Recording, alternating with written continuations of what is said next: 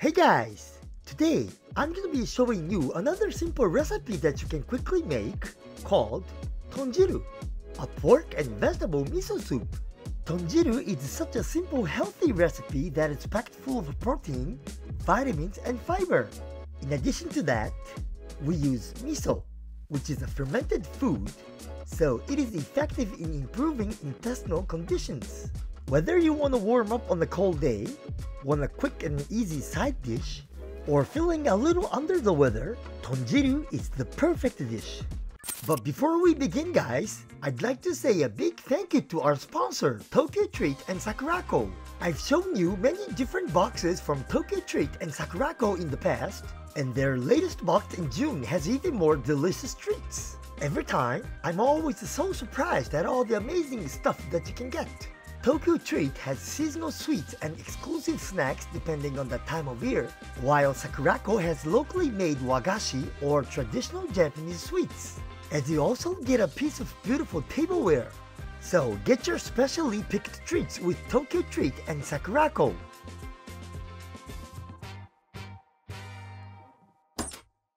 Did you know that ton in Tonjiru actually stands for pork?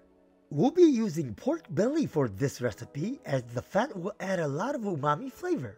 However, feel free to use a leaner cut of pork if you want less fat.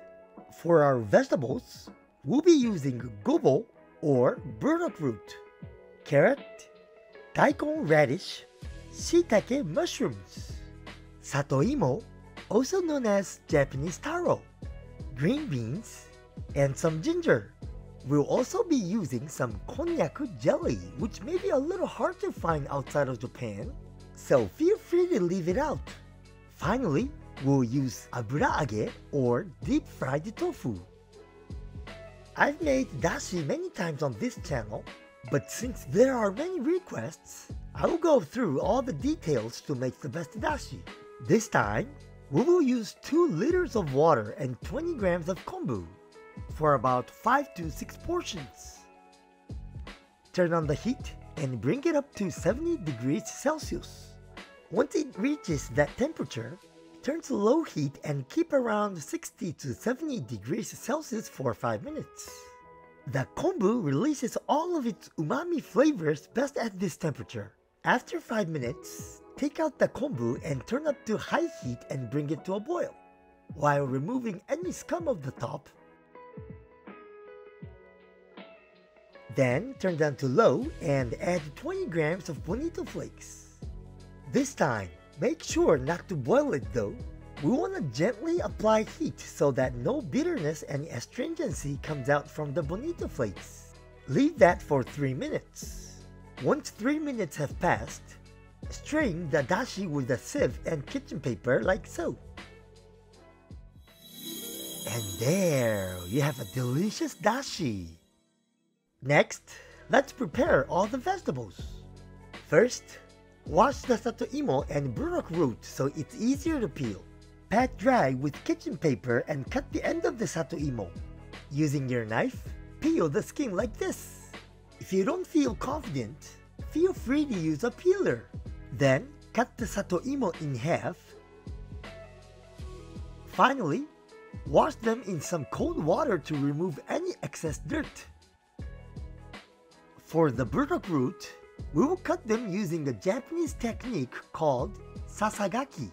Using a sharp knife, while rotating the burdock root, slice it into thin shards like this. If you feel this a little difficult, you can cut it into bite-sized pieces. If you leave burdock roots out, they will quickly change color, so leave them in a bowl of cold water for the time being. Next, let's prepare the Daikon Radish.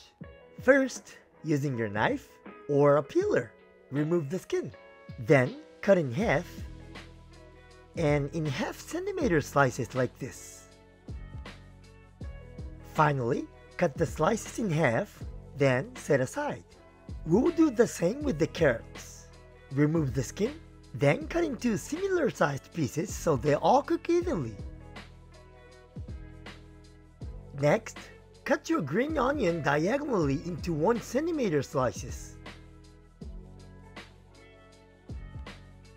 For the shiitake mushrooms, remove the stalk. This part is actually delicious and full of nutrients, so cut in half and set aside. Then slice the shiitake into 1 cm slices. For the green beans, take off one end and gently peel the strand along the side of the beans. Then take off the other end, like so. I like to place all the ingredients on a tray to keep organized and make cooking everything a lot easier. Next, wash the konjac jelly and pat dry with kitchen paper. You can use a spoon or pare it by hand into bite-sized pieces.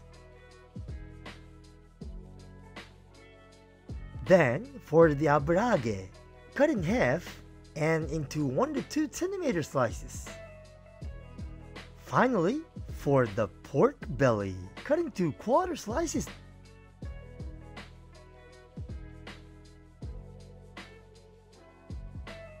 Next, we will boil the pork to eliminate any impurities and excess fat.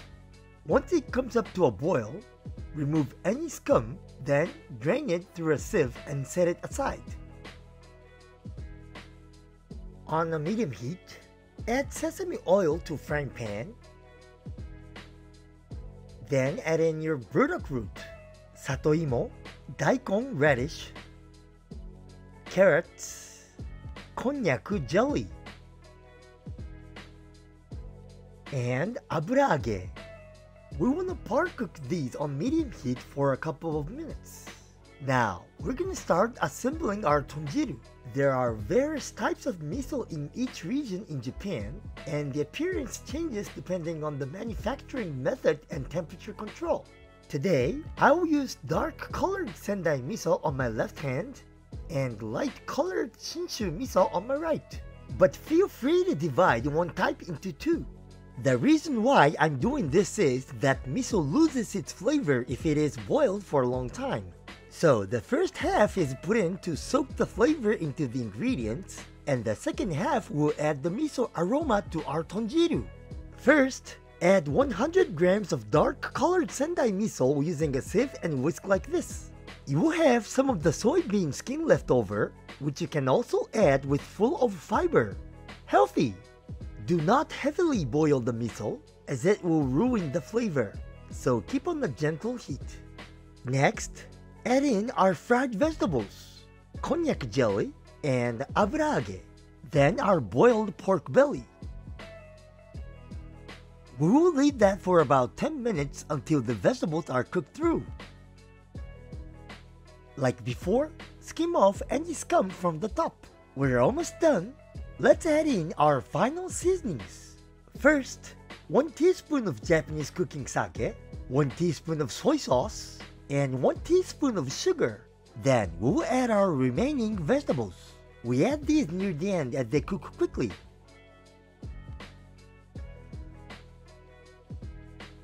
About 3 minutes have passed. Add the green beans and cook for another 1 minute. And we are finished. Turn off the heat. Then whisk in our light colored miso like this. And give it a gentle mix. Don't forget to check the taste at the end. Delicious! Serve into a large bowl and enjoy!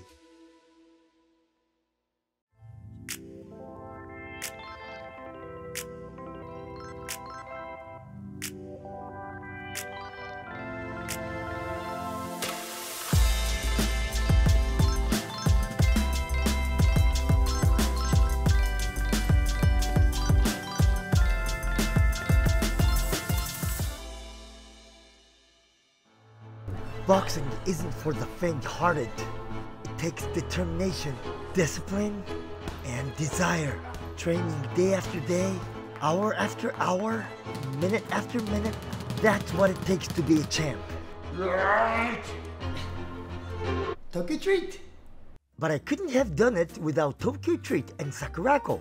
There's nothing better to keep you energized and ready for your training than these delicious treats. Each month, you'll get authentic and traditional Japanese snacks delivered directly to your door. June's Tokyo Treat box is one of my favorites so far, as it is all things Osaka.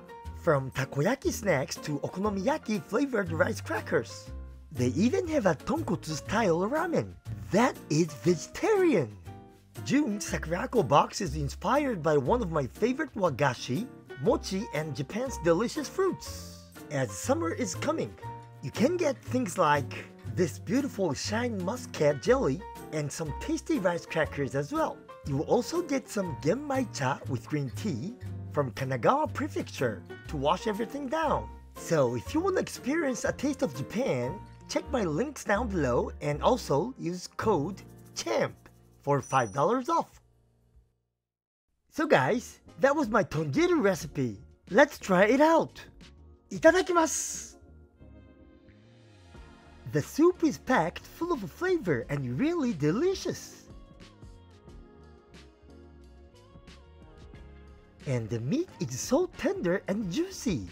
I like to add an onsen tamago or slowly cooked egg, which I've shown you in my gyudon video. Anyway, along with the shichimi spice to add an extra punch. I love Tonjiru because it is nutritious and healthy, and also delicious. It's perfect for any time of the year. If you guys have any other recipes you want me to make, leave the comments down below. Thanks for watching, guys.